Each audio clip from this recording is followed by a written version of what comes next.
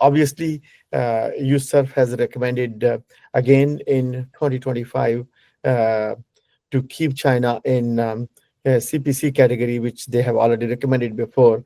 And this is because of ongoing repression, atrocities, and brutalities Chinese authorities and Communist Party ideology is doing to the people, especially Muslim Uyghurs, Tibetan Buddhists, and obviously other Catholics and Protestants.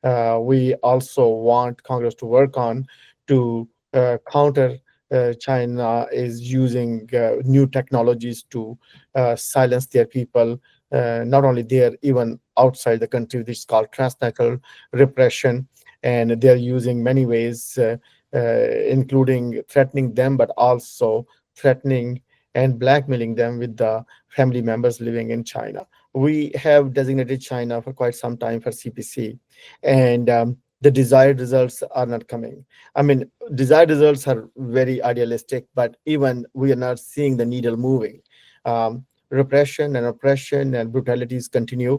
More people are oppressed today and silenced today than they were 10 years ago. So I think that's why I put in my comment that we also ask Congress and also ask U.S. government to work with our partners worldwide to definitely make more sanctions. It could be economic sanctions, work on to sanction on entities and people who are behind these repressive actions. And they should be periodically monitored, not like every year, but probably every quarter, and see how the progress is coming along.